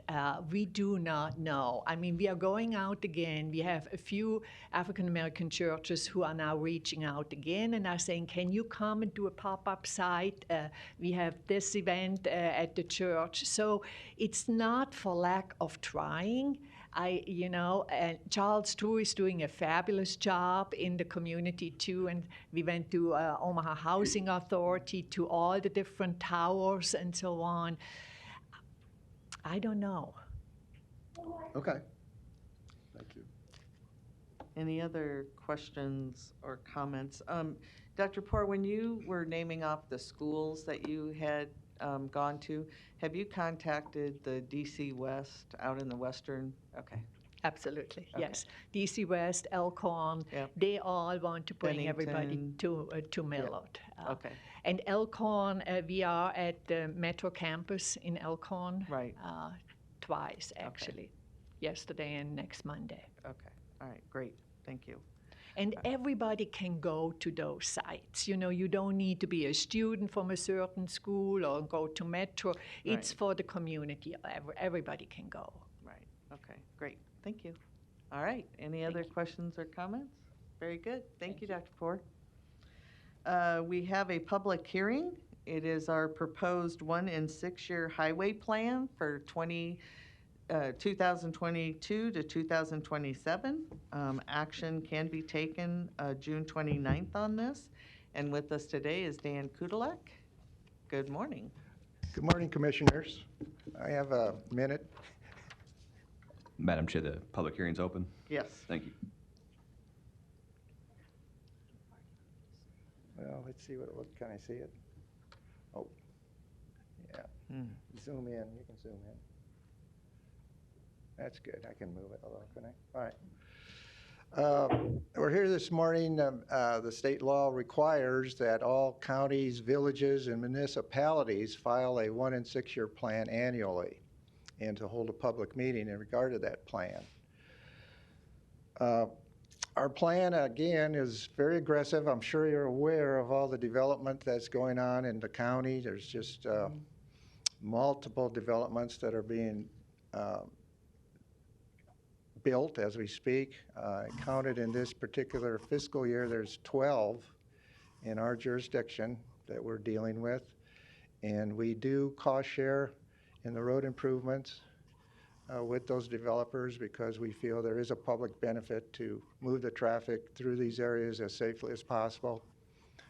Most of these improvements are just widening the existing road to allow for left turn lanes and traffic signals and things of that nature for the most part. What I'd like to do is just point out to you some of the locations. You can see by the map, there's a lot of action up in this part of the county. It's on State Street, Ida Street, 168th Street.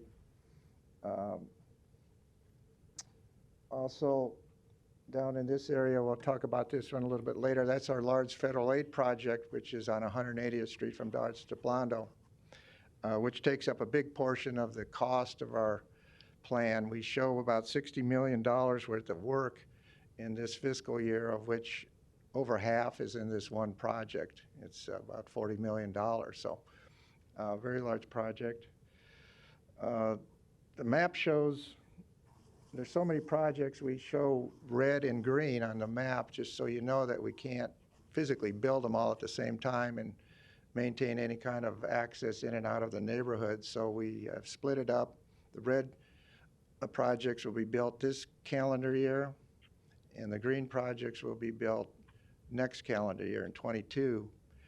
The fiscal year, as you all know, runs from July 1 to June 30th, so that gets a little confusing. We kind of, calendar years and fiscal years don't line up exactly, so it's a little hard to grasp that sometimes in your mind. Also in this current year, for your information, as you might recall, we had an emergency bridge collapse on 36th and Ponca Road.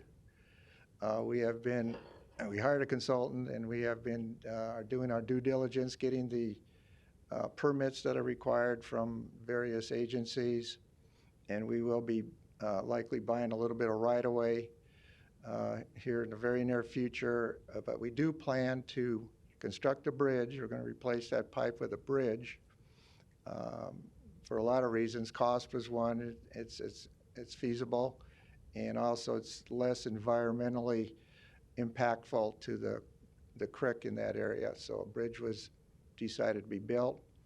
We hope to take bids this fall and have it open to the traffic, the public traffic in that area this year yet. So that is our goal, and there's no reason we cannot make that. As part of that project, you might find of interest, Congresswoman, I think there's a lot of two words I can think of to describe. All right. We did get a little cost participation from the NRD folks in regard to a erosion control type program that we're going to include with this structure. So that was voted on favorably by the board, the NRD board. We also, in our plan, it doesn't really show, include some bridges out in western Douglas County. As you may be aware, we've been very aggressively replacing these old, functionally obsolete and structurally deficient bridges for the last numbers of years. And we've been trying to put out about 2 of them every year, and we will do that again this year. They are served our public well. They were built back in the 20s and earlier than that even, but their time has come, and we're replacing those systematically. So, Folks on Zoom, would you please mute yourselves? Thank you. It's not going so well?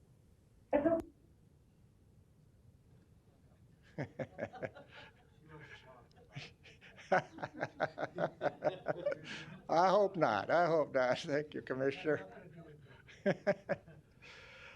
We also do maintenance projects. They're going on again this year, like always, overlays, asphalt overlays and chip seals and micro paving, things of that nature that are somewhat boring to the public, but they're very important to the life of the road system for Douglas County, and we're very proud of that. And it shows. You know, if you drive around Douglas County roads, you'll see that they're in pretty good shape compared to other counties, and we're one big reason for that is these maintenance projects that we've been doing for decades out at our office. So with that, I guess I'd just say some of the future projects you might be interested in that are not going to be constructed this year, but they're in the process of being discussed and planned are going to be selecting a consultant here shortly to start the design on the last mile of Q Street from 192nd to 204th through the ASEP, Arterial Street Improvement Program monies. We'll pay for that entirely. It's very much needed. There's numbers of developments, huge developments are proposed out there, and we'll be grading them if they aren't already. I think they are started it already, so we have to get going on that, and that was the site that was selected. So you'll see and hear more about that as time goes on. We are also looking at the bridge over the Elkhorn River. It's kind of reached its life expectancy, and the salt has gotten to it a little bit, so we're looking at replacing that structure sometime in the future, and we've been working with MAPA to come up with some federal aid, hopefully, to help us out, because that'll be a multi-million-dollar undertaking, but we need to approach that and address it. 168th and State. If Commissioner Mike Boyle was here, he would be asking me about that, Commissioner. It's the old State Street jump, it's referred to. It's been a very dangerous intersection for decades. We are now developing in that area aggressively. All 4 corners are under development of one form or another. So we'll be doing a cost share with that improvement. And we've had discussions with all the developers and their attorneys, and we're working towards a interlocal agreement to come up with the funds for that, because that's a very expensive project also. So, but anyway, that's I think good news. It's time. That area, like I was showing on the map, has just exploded with development, so we're going to address that. With that, Karen, I'm going to show you a little drone flight over our 180th Street project. It's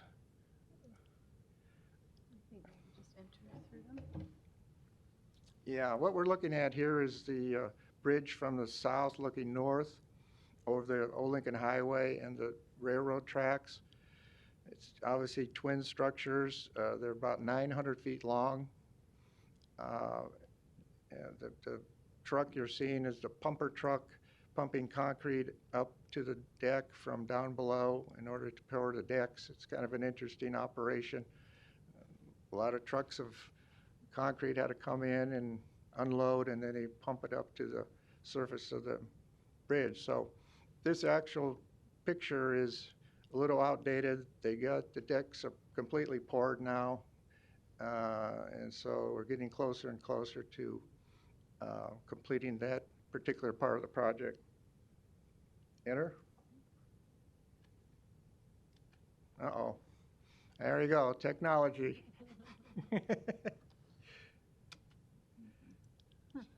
Not working.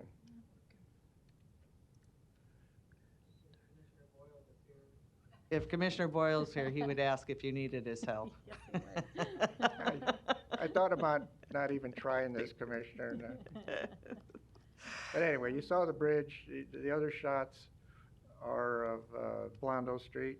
I think the folks on Zoom can't see this, but you can continue for All right. commissioners. That's another shot of the bridge looking from, I think it's looking from the east to the west. Oh, it's on automatic pilot Oh, now, there I you go. think. This is Blondo Street looking east.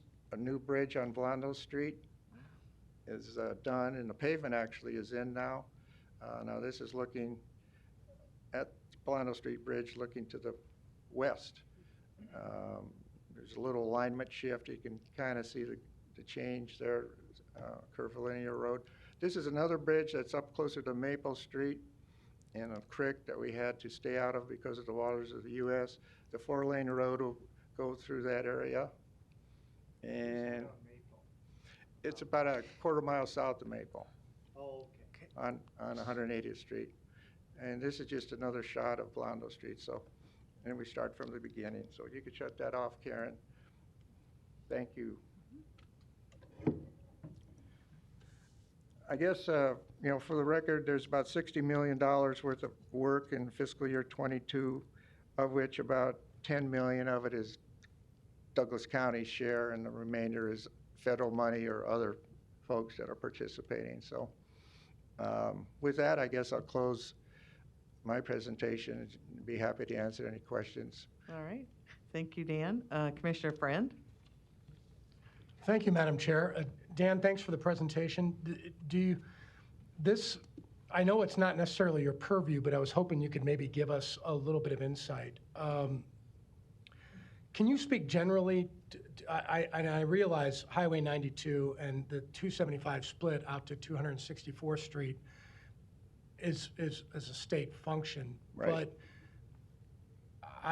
I've been out there quite a bit, and I know, again, I know it's a state highway, but there are at least 5 county roads that feed right into that highway between the 275 split and 264th, or heading down to Two Rivers, right? That is a dangerous section of road. I mean, the traffic out there is unbelievable. And I just thought you might be able to give us an idea of a strategic plan that either the state might have or that they've shared with you that might mitigate some of that danger. I mean, and I'm sure we can get EMS to talk about and Life Flight and everything else, talk about the times that they have to go out there to actually maneuver their way around accidents. Well, it is a state project. I do know they have preliminary plans on board that will show you what they're proposing to do. And I know it's in their program. It's just a matter of funding and the prioritization of that project in District 2 to get it to construction. So it is moving forward. We'd have to discuss with NDOT exactly what their schedule is. And actually, when we did an improvement out there a few years ago, we coordinated it with the plans that they had available for us to look at, so we wouldn't be conflicting and having them tear out what we put in. So it's a large project, you know, starting at, you know, Elkhorn basically, and well, actually about Elkhorn and going out west, you know. So it's a big project, but. Okay, yeah, I just thought you could provide some insight. I know it's not on your yeah, and the other, plan. that just reminded me, you know, Q Street. We've had some accidents in western Q Street, west of the Elkhorn River. We do have a project in our plan to do some widening and shouldering, you know, from the Elkhorn River west to Highway 92. And we want to be able to put in some rumble stripes, they call them, rumble strips rather, on the edge lines, you know, that type of thing. We did do the center lines with a rumble strip, and that is a mechanism that if somebody would be distracted and crosses the center line, it hopefully will wake them up to get back into the lane they're supposed to be in. So, you know, it's a lot of trucks, a lot of truck traffic out in that part of the county is part of the problem, and people are, you know, concerned about that, and we're getting input from the public. We also are looking at roundabouts on Q Street at certain locations that make sense, and we're going to actually do a study, a feasibility study, concept study, just to see how they might fit in on Q Street and see what impact they would have and make a decision. So we're aware of that. I know the state has a project on the highway, but I just don't know their schedule. Okay, thanks, Dan. Commissioner Maureen Boyle? Yeah, just a quick question. Where does the data come from, and what resources are used to determine which projects are going to be placed in the plan? Well, it's internal information we are aware of. Traffic counts, accidents, developments drive a lot of our projects. You know, we, like I mentioned earlier, enter into interlocal agreements. So the information is more so driven by traffic counts, literally, and developments, really. And the ASAP money is a joint venture between Omaha, Douglas County, and a development committee. And we meet every few years and make decisions where to spend that ASAP money. I was just curious. Thanks. Yep. All right. Dan, thanks for mentioning the Q Street. That was going to be my question. But I also have to give you guys kudos, as well as the sheriff's office, for responding to the folks out there. It got better for a little bit, and it's starting to get bad again. And I think, again, it's just because of the timing of the construction season that's starting and the trucks that are going through that area. But Bob and I drive that a lot just to test it, and it's the traffic is picked up again. And so long term, though, we would have to work with the state of Nebraska to actually do any like real big major change on that stretch. Well, 2 stretches actually, but right? Yes, correct. Yeah, Okay. they have their own program. We may want to just have a conversation with them to see what their plans, if any, are for that area.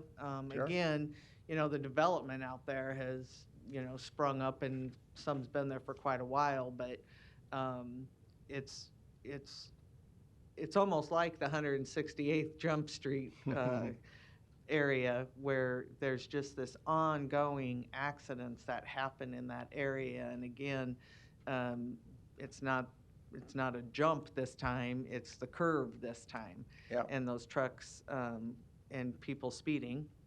We've had traffic studies, 2 different ones out there, which again, appreciate what you guys have done to be responsive to that, but I think that needs some further attention as well. Yeah, we're aware of that. Signs can only do so much. Right. You know, you put up signs and people think that's the solution. It really isn't. Right. So Well, we're and hoping. even law enforcement. I mean, you have law enforcement out there, and everybody is good and obeys the rules, and then once law enforcement leaves, it goes right back, and we can't expect them to, you know, station somebody out there the entire time. I think that those lines you did put in, what'd you the call rumble them? stripes. Rumble stripes. Those have helped. Yeah. But again, it's just a huge problem with that area. Okay. Any other questions or comments? But again, thanks for all the good work and responsiveness of your office out in especially the western part of the county. Well, thank you. This is the public hearing, and you vote on this matter next week, I Next week, understand. yep. Thank you. Anyone else wishing to speak during the public hearing? All right. Teresa, can I close the public hearing today, or do I have to wait till the 29th to close it? We can vote on it next week. I don't specifically recall what we did last time. Why don't you leave it open, and I'll take a look at what we did last time. We can always close it Close next it week. Yeah, next week. yeah, Okay. absolutely. Okay, all right, thank you. All right, with that, we will leave the public hearing open, and we will then take it up again next week for action.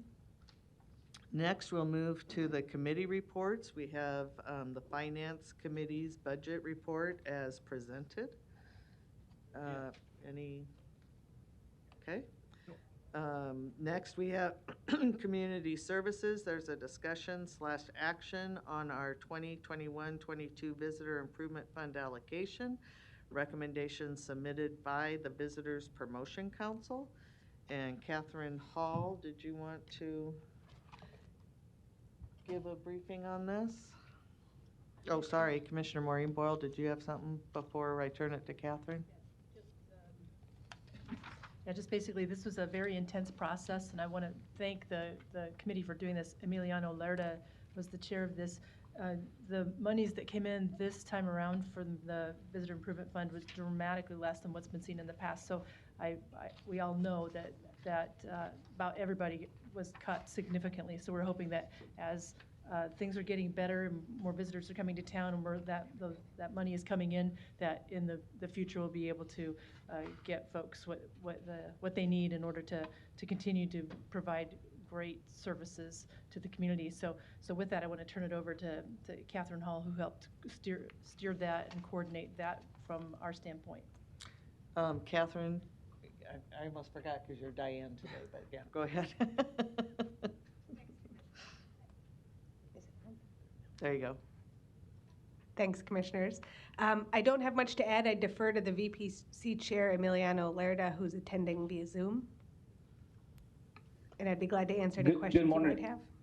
Good morning, everyone. My name is Emiliano Lerda, and I serve as the chair of the Visitor Promotion Council.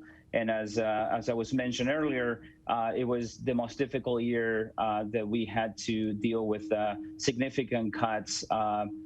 Basically, these are effects from the COVID pandemic that forced us to have to cut a lot of requests, and we're really optimistic about the future as we see the recovery of the industry, and the future hopefully will help us bring back to normal levels and the appropriate levels of funding to those that receive support from the county.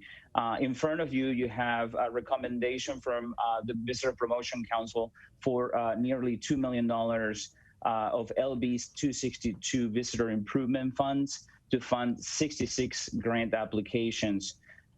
We reviewed more than $6 million in requests from 69 applicants. Again, this was a very difficult year, and I want to say thank you for the guidance and support that we received, and it was provided by the county attorney's office and the commissioner's staff throughout the VPC application process. Without any additional comments, I also should mention this year we also welcomed to the Visitor Promotion Council our new member, Jay Lund, who contributed, and it was a great perspective to have at the council. With that, I yield for questions or comments. Are there any? Thank you, Emiliano. Commissioner P.J. Morgan. Thank you, Amelia. Let me ask a couple of questions. I think the money right now stands at about $2 million. Commissioner Friend and I have been discussing that matter. Am I accurate on my number? I think is what Catherine Hall, I think, has been working on that. My hope is that there will be some additional funds. I think the committee's working and looking at what we're getting as far as from the federal monies that will be coming, and that's the hope, and I know Mary Ann's working hard on that too. Am I accurate on that statement, Mary Ann? We'll have, conversations with the board on what we want to use the funds on. Yep, Right. Yep. So I'd say stay tuned, and hopefully that's going to be in the next couple few weeks, yep. weeks. So we are working diligently and understand the seriousness of what has transpired. And thank you. Thank you, Commissioner Morgan. Thank you, Commissioner Morgan. I really appreciate the support of everybody, and it really was very heavy lifting this year, and it was difficult to make those decisions. But again, I am excited about the future, and I believe we have a bright future ahead of us. All right, any other questions or comments? We can take action today on this. And, all right, any further questions or comments? I would ask that the College World Series one be pulled and voted on separately, because I'm on that board. Motion to approve with the exclusion of the College World Series. Okay, please vote. Commissioner Marine Boyle? Yes. Commissioner Mike Boyle, some connectivity issues. Commissioner Kavanaugh? Yes. Commissioner Friend? Yes. Commissioner Morgan? Yes. Commissioner Rogers? Yes. Madam Chair? Yes. Motion passes 6-0. Motion. Motion to approve the College World Series. Is there a second? Motion by Commissioner Rogers, second by Commissioner Morgan. Please vote. Commissioner Marine Boyle? Yes. Commissioner Kavanaugh? Yes. Commissioner Friend? Yes. Commissioner Morgan? Yes. Commissioner Rogers? Yes. Madam Chair? Abstain. Okay, motion passes. 5 commissioners voting yes, Commissioner Borgeson abstaining. All right, thank you for being with us this morning. Next. Thank you. Is our weekly personnel report under the Human Resources Committee as presented.